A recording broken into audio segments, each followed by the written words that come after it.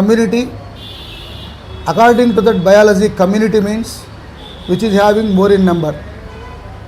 ఇక్కడ మేమంతా కూడా వాయిద్య కళాకారులము ఎక్కువగా ఉన్నాము కాబట్టి మమ్మల్ని కమ్యూనిటీ ఆఫ్ మ్యూజిషియన్స్గా గుర్తించాలి. మా యొక్క ఆబ్జెక్టివ్స్ ఏంటంటే, రాష్ట్రానికి క్రీడ ఏంటంటే కబడ్డీ అంటాం, రాష్ట్రానికి పక్షి అంటే పాలపిట్ట అంటాం, రాష్ట్రానికి జంతువు అంటే కృష్ణజింక అంటాం. అలాగానే మన రాష్ట్రానికి ఒక వాయిద్య పరికరం సింబల్గా ఉండాలి, అది సన్నాయి డోలు ఉండాలనేటువంటిది మా ఆకాంక్ష. రెండవ ఆబ్జెక్టివ్, మేము పూర్వీకుల నుంచి అంటరాని వారిగా, అంటే ఒక గుళ్ళలు వేసినా లేకపోతే పైల్స్లు వేసినా పులిపిరులు వేసినా, పులిపిరులు అంటువ్యాధులు లాంటివి, వాటన్నిటినీ కూడా చేత్తో పట్టుకొని నయం చేశాం. అప్పుడు మమ్మల్ని కుగ్రామాలలో తగిలే వాళ్ళు కాదు, దగ్గరికి రానిచ్చే వాళ్ళు కాదు. ఎందుకంటే వాళ్ళ ద్వారా మాకేమైనా వ్యాధి వస్తుందేమో అని. అలాంటి కష్ట నష్టాలు పడి చాలామంది మేము మా ప్రాణాలు అర్పించి ఈరోజు ఒక స్థాయికి వచ్చాం. కాబట్టి మాకు కూడా దయ ఉంచి ఆయుర్వేద స్టోర్స్లో మా ఆడవాళ్ళకి బ్యూటీ క్లినిక్లకు పక్కన మా వాళ్ళు నడిపించేటువంటి బ్యూటీ క్లినిక్లకు, not the beauty parallel with the beauty clinic. ఎందుకంటే మేము డెటాల్ వేస్తాం, మేము వచ్చేసి పటకారతో దాన్ని రుద్దుతాం, పులిపిర్లు తీస్తూ ఉంటాం. సో దాన్ని బ్యూటీ క్లినిక్గా అభివర్ణిస్తూ వాటి పక్కన మా ఆడవారికి ఆయుర్వేద ఫార్మసీలను ఎస్టాబ్లిష్మెంట్ చేసేసి గవర్నమెంట్ ద్వారా దాని యొక్క కాస్ట్లో 75% వరకు తగ్గించేసి 25% వరకు ఇవ్వాలనేటటువంటిది నాకు రెండవ ఆకాంక్ష. ఎందుకంటే కలిగిత కార్మికులకు 15% ఆల్రెడీ ఇస్తున్నారు డిప్ సిస్టంలో. అలాగనే మాకు కూడా ఆయుర్వేద ఫార్మసీలో మాకు కూడా అలాంటి 15% కల్పించాలనేటటువంటిది నా ఆకాంక్ష. తర్వాత మూడవ ఆకాంక్షగా మా వారిని మేము మ్యూజిషియన్స్ కాబట్టి మా వాళ్ళు సంగీత కళాశాలలో చిన్న ప్రారంభిస్తున్నారు. వాళ్ళకి ఒక 30 రోజులు ఇంటర్న్షిప్లో పెద్ద మెడ్రాస్లో కానీ లేకపోతే హైదరాబాద్లో కానీ పెద్ద ఈ మ్యూజిషియన్స్ ఉన్నారు, కీరవాణి లాంటి వాళ్ళు కానీ లేకపోతే తమిళ్ లాంటి వాళ్ళు కానీ, ఇలాంటి వారి దగ్గర ఒక 30 రోజులు గవర్నమెంట్ అలాంటి వాళ్ళకి ఒక 30 రోజులు ఇంటర్న్షిప్ ఇప్పించేసి వాళ్ళ ద్వారా ఒక diploma in musicians and also parallelly film టెక్నాలజీతో ఒక సర్టిఫికేట్ ఇవ్వాలనేటువంటిది కూడా నాకు ఆకాంక్ష సార్. మూడవది లాస్ట్ది ఎన్సిబిసిలో ఆ నాయి హైపన్ బ్రాహ్మిన్ పరాంతసిస్లో మంగళి అనేటటువంటి దానికి బదులుగా అది ఉన్నా పర్వాలేదు, 15వ దాంట్లో నాయిడోలు అనేటటువంటిది పెట్టాలనేటటువంటిది నా ముఖ్యమైనటువంటి ఆకాంక్ష sir. Thank you sir, thank you very much. పెద్దలకందరికీ నమస్కారం. ప్రెస్ వాళ్ళకందరికీ కూడాను మా నమస్కారములు. నా పేరు శ్రీరాముడు నాయుడు, నేను అసోసియేట్ ప్రొఫెసర్ని. నేను నాయుడోలు సమాజానికి చెందినవాడిని. ఇది ఒక శుభ సమాజము.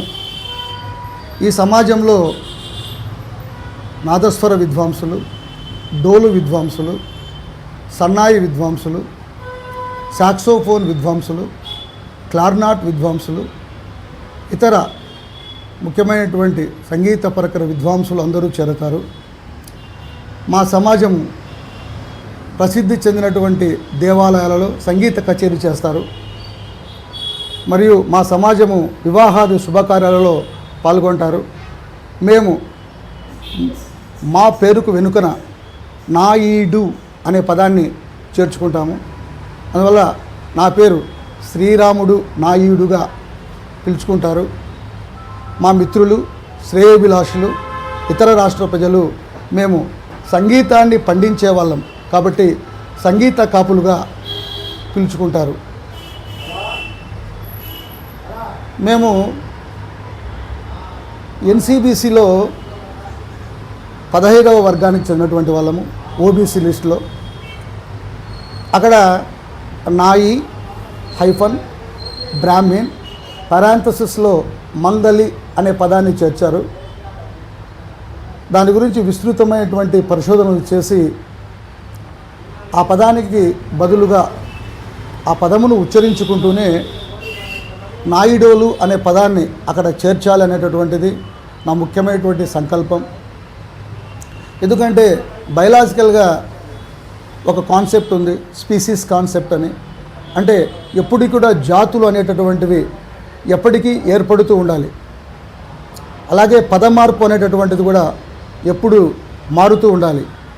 Always species formation is the dynamic, never it is the static. స్థిరముగా ఏది ఉండకూడదు. అభివృద్ధి అనేటటువంటిది ముందుకు పోవాలంటే మార్పు అవసరం. అలాగనే జంతుశాస్త్రంలో కానీ వృక్షశాస్త్రంలో తీసుకుంటే బాటనీలో మొట్టమొదట ఏర్పడ్డటువంటి మొక్కలు లైకెన్ల లాగానే ఉంటే మనం ఇప్పుడు చూసేటటువంటి చెట్లు మనకు కనపడవు, లైకెన్లు మాత్రమే కనిపిస్తాయి. కానీ రూపాంతరం చెందుకుంటూ రకరకాల వృక్షాలు, మహావృక్షాలు, ఫలవంతమైన వృక్షాలు, మెడిసినల్ ప్లాంట్స్ అన్నీ పుట్టాయి. అలాగా రూపాంతరము చెందకపోతే మనము చూడగలిగేది ఒకే రకమైనటువంటి మొక్కనే. So what is my point is modification is important. దీన్ని ఎకలాజికల్ సక్సెషన్ అని కూడా అంటాం. జంతుశాస్త్రపరంగా కొత్త జాతులు ఏర్పడాలి అంటే కనుక ఒక జీవ జనాభా ఉంటుంది. ఆ జీవ జనాభాలో కొన్ని కారణాల వల్ల అక్కడి నుంచి మెల్లగా డిపార్చర్ అయి అక్కడ కొత్త జాతులను ఉంటాయి. ఇది జీవిత సత్యం. ఇక్కడ మనము కమ్యూనిటీ అనే పదాన్ని యూజ్ చేస్తున్నాం. నాయుడులు అనేటటువంటిది ఒక community. So what is the meaning of community అంటే, కమ్యూనిటీలో what is the real definition of community?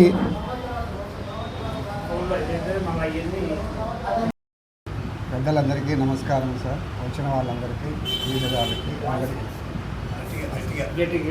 అందరికీ నమస్కారములు. సభకు ఈ సభ యొక్క ముఖ్య ఉద్దేశం ఏంటంటే, కులాన్ని డెవలప్ చేయాలనే ఉద్దేశంతోనే సంఘం ఏర్పాటైంది. సంఘములో నుంచి వాళ్ళకు చేతనైనంత వరకు సహాయం చేస్తూ పోతూ ఉన్నాము. ఈ సంఘం ద్వారా అధ్యక్షుల వారు ప్రతి ఒక్క విషయాన్ని క్షుణ్ణంగా పరిశీలించి ఇంటింటికి పోయి చేయడము చెందడము జరుగుతూ ఉంది. దాన్ని కూడా ఇంకా డెవలప్ చేసి వాళ్ళని కూడా మనతో పాటు తీసుకొని రావాలా. మాకు ఇంకా 2 రకాలుగా పెట్టినారు అప్పుడు సంఘాన్ని. దాన్ని కూడా తీసేసి ఓన్లీ సంక్షేమ సంగమము అని పేరు పెట్టినారు. ఇప్పుడు ఓన్లీ ఉద్యోగస్తుల సంఘమే ఉండింది. అట్లయితే వాళ్ళు బయట పడిపోతారు కుల వృత్తుల వాళ్ళు అని. దాన్ని కూడా కలపాలనే ఉద్దేశంతో ఉద్యోగస్తులు తీసేసి నాయి బ్రాహ్మణ సంక్షేమ సంఘము అని పేరు తీసుకొచ్చినారు. దానివల్ల ఇప్పుడు కూడా వాళ్ళ కులవృత్తి వాళ్ళని కూడా మా దగ్గర చేర్చుకొని వాళ్ళని కూడా మాతో పాటు కూకబెట్టి 10 మందికి బాధను వాళ్ళు పంచుతూ ఉంటే ఆ ద్వారా అన్ని రకాలుగా ఏర్పాటు చేసి వాళ్ళ పిల్లలకు ఎవరైతే ఎడ్యుకేషన్లో ఫస్ట్ వచ్చినారో వాళ్ళకు కూడా స్కాలర్షిప్స్ ఇవ్వడం కానీ, వివాహ పరిచయ వేదిక పెట్టడం కానీ, ఇంకా పుస్తకాలు ఏదైనా లేకుండా ఉన్నాయి, డబ్బులు లేకుండా వాళ్ళని ఫీజులు కట్టడం కానీ ఇట్లాంటివన్నీ చేస్తూ ఇంటింటికి తిరుగుతూ చేస్తూ ఈ పద్ధతిలో అధ్యక్షులు వారు చాలా కష్టపడుతున్నారు. మాకంటే ఆయన ఎక్కువ చొరవ తీసుకుంటున్నాడు. మేము తక్కువగా వస్తున్నాము, ఆయన 24 గంటలు ఇక్కడే కూర్చుంటున్నాడు. కాబట్టి మీరు దయచేసి గవర్నమెంట్ మా తరఫున గవర్నమెంట్కి రెఫర్ చేయడం అంటే, మాకు తగిన సహాయం చేస్తూ మమ్మల్ని డెవలప్ చేయి 10 మందితో మాకు కూడా బాగుండాలనే ఉద్దేశంతోనే ఈ యొక్క సభ ఏర్పాటు చేయడం జరిగింది. అధ్యక్షులు వారు చెప్పిన దాని ప్రకారం అన్నీ జరగాలనే ఉద్దేశం సార్, అంతకంటే లేదు. Thank you. నా పేరు doctor MC Gurappa, retired AAO. నా పేరు శ్రీ గంగాధరుడు. కడప నాయ బ్రాహ్మణ సంఘంలో అసోసియేటెడ్ ప్రెసిడెంట్గా ఉన్నాను. ఇప్పుడే మా ప్రెసిడెంట్ గారు మన వర్కింగ్ ప్రెసిడెంట్ గారు ఇద్దరు మాట్లాడినారు. కానీ మా కులంలో చాలా వరకు బీదరికం ఎక్కువగా ఉంది. వాళ్ళు మా కులం ఎటువంటిదంటే సంఘంతో కలిసి పనిచేసే కులం మాది. అన్ని కులాల మాదిరిగా దూరంగా ఉండి ఏదో వస్తువులు తయారు చేసి ఇచ్చేది కాదు. సంఘంలో ప్రతి ఒక్కరికి దగ్గరగా కలిసిమెలిసి పనిచేసేది మా సంఘము. ప్రతి ఒక్క కార్యక్రమంలోనూ అది మంచిది కానివ్వండి చెడ్డది కానివ్వండి ముందుండి నడిపేది. అందరికంటే ముందుండి నడిపే కులం ఏదంటే మా ఒక నాయ బ్రాహ్మణ సంఘమే. ఇందులో ఇప్పుడు గవర్నమెంట్ వారు లోన్ల విషయంలో చూస్తే షాపుకున్న ఓనర్కు మాత్రమే లోన్ విషయం చూస్తున్నారు. అందులో ప్రతి షాపులోనూ 4-5 మంది అసిస్టెంట్లుగా పనిచేస్తుంటారు. వాళ్ళకు ఒక ఉపాధి జరగకపోవచ్చు, ఖాళీగా ఉండొచ్చు, వాళ్ళు షాపులు పెట్టుకోలేని పరిస్థితిలో ఉండాలి వాళ్ళు. అటువంటి వాళ్లకు తప్పకుండా గవర్నమెంట్ వారు సాయం చేసి షాపులు పెట్టుకునేదానికి కానివ్వండి, మంచి ఏదైనా వాళ్ళ వస్తువులు కొనుక్కునేదానికి కానివ్వండి, సపరేట్గా వాళ్ళు షాప్ పెట్టుకునే ఒక అవకాశం కల్పించాలని కోరుకుంటున్నాను. ఇంకా వాయిద్యంలో అంటారా, మాస్టర్కి పని అక్కడ కూడా 5-6 మంది పనిచేస్తూ ఉంటారు. వాళ్ళ ఆరోగ్యం సరిగా లేకనో ఎటువంటినా కానీ ఆ వాయిద్యం పోలేకపోతే వాళ్ళకి జరగదు. ఒక వాయిద్యం ఒక్కటే వచ్చే వాళ్ళకు, పని రాని వాళ్ళు కొంతమంది ఉంటారు. పని లేనప్పుడు వాయిద్యానికి పోవాలి. వాయిద్యం నెలకు ఒక 2 రోజులు 3 రోజులు జరగచ్చు, మిగతాప్పుడు వాయిద్యమే ఉండదు. వాళ్ళ పరిస్థితి ఏమిటి? వాళ్ళ పరిస్థితి వాళ్ళ సొంతంగా వాయిద్యం వచ్చేటువంటి వస్తువులు కొనుక్కోలేని పరిస్థితిలో ఉంటారు వాళ్ళకి వాయిద్యం కొనుక్కొని డోలు కానివ్వండి, సన్నాయి కానివ్వండి, క్లారినెట్ కానివ్వండి, సైడ్రం కానివ్వండి కొనుక్కునేదానికి కూడా మీరు గవర్నమెంట్ వారు దయపెట్టి వాళ్ళకి వస్తువులు కొనిచ్చేదో లాంటి వాళ్ళకి అవకాశం ఇచ్చేదో చేసి వాళ్ళని ఆదుకోవాలని కోరుకుంటున్నాను. ఇట్లా వృత్తి కానీ వాయిద్యంలో కానీ ఇద్దరు చాలా వరకు బీద పరిస్థితిలో ఉంది. ఎవరు దగ్గర చేసేవాళ్ళు కూడా లేరు. తక్కువగా చేసి మాట్లాడమే తప్ప వాళ్ళకి ఆదుకునే వాళ్ళు చాలా తక్కువ మంది ఉన్నారు. కాబట్టి గవర్నమెంట్ వాళ్ళు ముందుకొచ్చి వాళ్ళకు సహాయం చేసి లోన్ల విషయంలో కానీ వస్తువుల విషయంలో కానీ ఇచ్చి వాళ్ళకు ముందుకు నడిపించి ఈ కులాన్ని కాపాడాలని కోరుకుంటూ నేను విరోధం చేస్తున్నాను. శ్రీ గంగాధరుడు, అసోసియేటెడ్ ప్రెసిడెంట్, నాయి బ్రాహ్మణ సంఘం కడప, సంక్షేమ సంఘం కడప. నా పేరు పత్తూరి గురుస్వామి. నేను డిగ్రీ కంప్లీట్ చేసిన తర్వాత నేను వాణిజ్య పనుల శాఖలో 36 సంవత్సరాలు పనిచేసి పదవి విరమణ చెందిన తర్వాత జిఎస్టీ ఆడిటర్గా ప్రాక్టీస్ చేస్తున్నాను. అప్పటికి నేను నాయ బ్రాహ్మణ కులానికి సంబంధించిన వాడను. అప్పుడు నేను 1953లో పుట్టాను. నా డిగ్రీ 1974లో అయిపోయింది. అప్పుడు కుల వ్యవస్థ ఎలా ఉందంటే చాలా దారుణంగా గ్రామ స్థాయి, పట్టణ స్థాయి, జిల్లా స్థాయి, తర్వాత మండల స్థాయిలో అప్పుడు కుల వ్యవస్థ బాగా ఉండేది. కానీ ఉన్నత కులాల వాళ్ళు మమ్మల్ని చాలా బలహీనులుగా చూసేవాళ్ళు. అవన్నీ మా మనసులో బాగా నాటుకుపోయినాయి. తర్వాత ఉద్యోగరీత్యా చేసుకున్న సందర్భాలలో చాలామంది కూడా ఈ కుల వ్యవస్థలో చాలామంది వెనుకబడి వాళ్ళ జీవన విధానాన్ని కూడా చేయలేని పరిస్థితిలో బాధపడుతుంటే నేను చూడడం జరిగింది. అలా ఇది క్రమంగా పాలకుల యొక్క విధానాలు ఈ కులం మీద కానీ పాలకుల యొక్క వాళ్ళని ఆదరించడం కానీ చాలా మేము బలహీనంగా ఉండేది. అందువల్ల ఆ విషయాలన్నీ మా మీద మనసు మీద పడి మేము చాలా ఇంపాక్ట్ అయిపోయినాము. అయినా అప్పుడు మేము చాలా సపోర్ట్ లేని వాళ్ళం కాబట్టి ముందు ఉద్యోగరీత్యా చేరి ఉద్యోగంలో ఒక 15-16 సంవత్సరాలు సర్వీస్ అయిన తర్వాత కొన్ని నిలదొక్కుని ఈ శ్రీ నాయి బ్రాహ్మణ సంక్షేమ సంఘాన్ని ఏర్పాటు చేయడం జరిగింది. అప్పుడు అందరినీ కూడా సమీకరించి కుల వ్యవస్థను బలపరచాలని చెప్పి అనుకోవడం జరిగింది. తర్వాత అప్పుడు కుల వ్యవస్థ యొక్క తీరుదెన్నులు ఎలా ఉండిందంటే సమాజంలో అది కులంలో వృత్తి, వాయిద్యం, ఉద్యోగం అనే విధంగా ఆర్ఎంపీ డాక్టర్లుగా జీవన విధానం సాగుతుండేది. వృత్తిపరంగా ఉన్నవాళ్ళు మంగళవృత్తి చేసేవాళ్ళు, మంగళవృత్తి. తర్వాత వాయిద్యపరంగా ఉన్నవాళ్ళు శుభకార్యాలు, అశుభకార్యాలకు దేవాలయాల్లో పనిచేసేవాళ్ళు. తర్వాత మ్యారేజెస్కి అటెండ్ అయ్యేవాళ్ళు. తర్వాత చావు కూడా అటెండ్ అయ్యి వాళ్ళ కర్మకాండను కూడా తెంచేవాళ్ళు. ఈ విధంగా సమాజంలో మా కులం చాలా గొప్ప కులం అని నేను చెప్పక తప్పదు. ఎందుకంటే కులంలో ఉన్నటువంటి వెనుకబడిన వర్గాలైనా అనేక వర్గాలు ఉన్నాయి. అదే కాక ఎస్సీ, ఎస్టీ, ఉన్నత కులాలు అందరికీ కూడా సేవ చేసే కులం ఇది ఒక్కటే. కాబట్టి వాళ్ళ కర్మను పెంచుతుంది, వాళ్ళకు జన్మ విముక్తిని కూడా కలుగజేసే విధానం ఇది. వాయిద్యాలు వాంచుతూ వేద బ్రాహ్మణుడు వేదాలు పఠిస్తే నాయి బ్రాహ్మణుడు నాదాన్ని వాయించి డోలు వాయించి కూడా రెండింటిని మమైక్యం చెందితే విగ్రహంలోకి దేవుడు వచ్చే పరిస్థితిని కూడా కల్పించేటటువంటి స్థితి ఈ కులానికి ఉంది. అయితే సమాజంలో ఉన్నటువంటి ఉన్నత కులాల వాళ్ళు దీన్ని ఆదరించడం మర్చిపోయినారు. ఏదో ఎవరి జీవితం వాళ్ళు సాగించుకుంటూ వాళ్ళ యొక్క కుటుంబాలు నడుపుకుంటూ అట్లనే సాగిస్తూ ఉన్నారు. ఆదరణ లేక బాగా లోపించింది. అయితే మాలాంటి వాళ్ళు ఆ కులం నుంచి పుట్టిన వాళ్ళమే. అందువల్ల వీళ్ళందరినీ సమీకరించి వీళ్ళందరినీ ఉన్నత స్థానానికి తీసుకుపోయి వాళ్ళ యొక్క కోఆర్డినేషన్తో దీన్ని డెవలప్ చేయాలన్న సంకల్పం కలిగింది. 91లో సంఘాన్ని ఏర్పాటు చేయడం జరిగింది. అప్పటికే గ్రామాలలో మండలాలలో, పట్టణాలలో, జిల్లాలలో మన వాళ్ళంతా జీవిస్తూ ఉండేవాళ్ళు. నాయ బ్రాహ్మణులు వివిధ రకాలుగా వృత్తిపరంగా, వాయిద్యపరంగా, తర్వాత ఉద్యోగపరంగా ఉండేవారు. అయితే ఈ ఆర్ఎంపీ డాక్టర్లుగా కొంతమంది మా వాళ్ళు ఉండేవారు. తర్వాత ఉద్యోగపరంగా అందులోంచి పుట్టిన వాళ్ళమే ఉద్యోగస్తులము. అప్పుడు మా రేషియో ఎంత ఉందంటే 5% ఉండేది. అందులో సెంట్రల్ గవర్నమెంట్ 1-2 ఉండేవాళ్ళు, స్టేట్ గవర్నమెంట్లో 10 ఉండేవాళ్ళు, తర్వాత ప్రైవేట్ ఉద్యోగాల్లో ఎక్కువ మంది ఉండేవాళ్ళు. ఆ విధంగా చేసుకుంటూ వాళ్ళ జీవనం గమనం సాగిస్తూ ఎవరికి వారే ఉండేవారు. తర్వాత ఇవన్నీ నా మనసు మీద ఇంపాక్ట్ అయింది కాబట్టి 91లో నేను అందరినీ సమీకరించి అందరి యొక్క కోఆర్డినేషన్తో ఈ నాయ బ్రాహ్మణ సంక్షేమ సంఘాన్ని ఏర్పాటు చేయడం జరిగింది.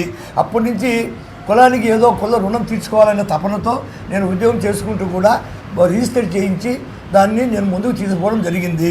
అయితే అప్పుడున్న పరిస్థితి ఏంటంటే సెంట్రల్, స్టేటు, ప్రైవేటు ఉద్యోగస్తులందరూ కూడా బాగా భయపడేవాళ్ళు. ఏదైనా ప్రభుత్వం పాలకులకు ఎదురు తిరిగితే మనకు మన్నన ఉండదు కాబట్టి మాకెందుకులని కూడా చాలామంది పిలిచి కాదనిలేక రావడం, మళ్ళీ వెళ్ళిపోవడం జరిగేది. అందువల్ల మాకు కోఆర్డినేషన్ లేదు, తర్వాత ఎంకరేజ్మెంట్ లేదు. ఈ పరిస్థితుల వల్ల అంతంత మట్టుకే జరుగుతుండేది సంఘము. కానీ మేము ఉద్యోగరీత్యా బలంగా పనిచేసే వాళ్ళం కాబట్టి కొద్ది రోజులు ఇక్కడ పనిచేసిన తర్వాత అనుకోకుండా హైదరాబాద్ పోవాల్సి వచ్చింది.